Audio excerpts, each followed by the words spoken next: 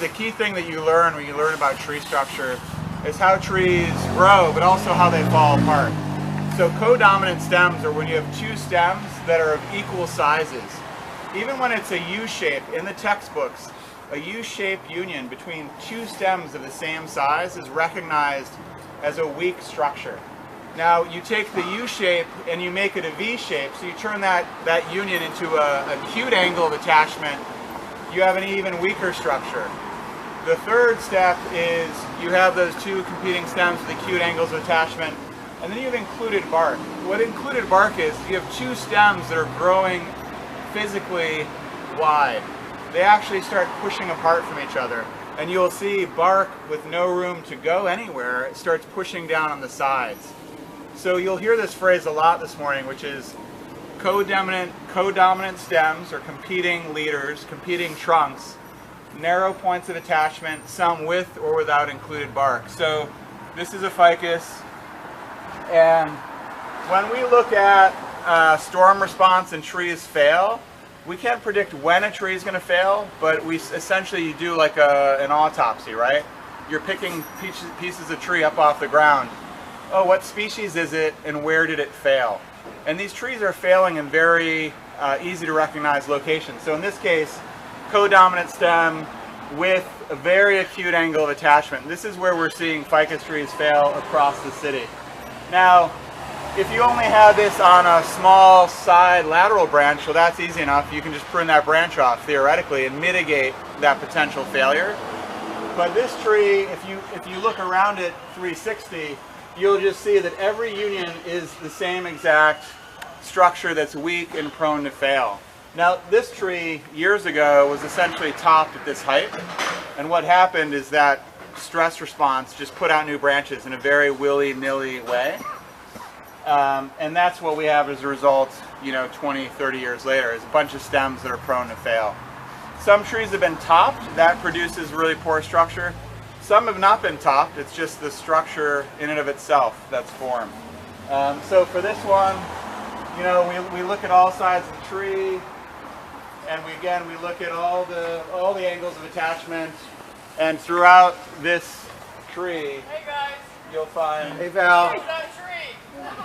This is our supervisor, Valley Brown. Hey. Hey, so how's the tree? You better move your car, the branches have to fall. Am I gonna not see that tree in a couple weeks? We don't know yet. It's just a public process. It'll be at least a year. Posted. So this is an example of a ficus with a very, very poor structure. Can I jump in for just one second, Chris? Because Chris made a point that I think we haven't maybe been as explicit about as we should have been, and as I would have liked to have been when we talk about this. Chris and I, and most of the people on our staff, we're in these jobs because we love trees. My entire professional career has been about protecting trees and forests.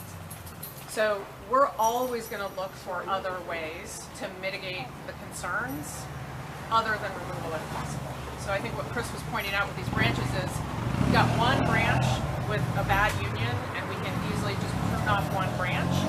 We would never condemn a tree for one bad union, right? The challenge is when we have, and we'll continue to talk about these, but when you have virtually every branch attachment is weak, which ones are you going to try to prune off, and then you're exposing anything remaining to different forces that they haven't been exposed to before. So it's a very challenging species to work with in terms of mitigating through pruning, because it has these structural issues where we have so many branches that tend to emanate at the same time.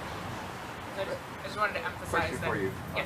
Plus ficus trees, I've always heard the root system are the worst for a city because they go towards pipes and they're shallow and they really just put the sidewalk and all that too. Yeah, so they do have a very, what we call an aggressive root structure.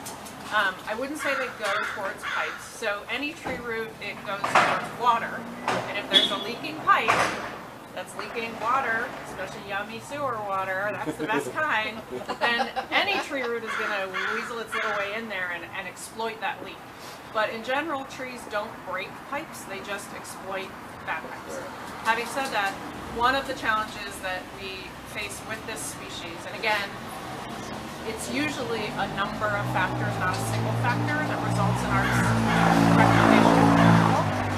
But particularly in places where the sidewalk is not very wide, because the roots can be very disruptive to the sidewalk and we have to maintain ADA path of travel, it can be challenging to have a safe sidewalk. We don't want to prune too many roots of a tree. You can prune some roots.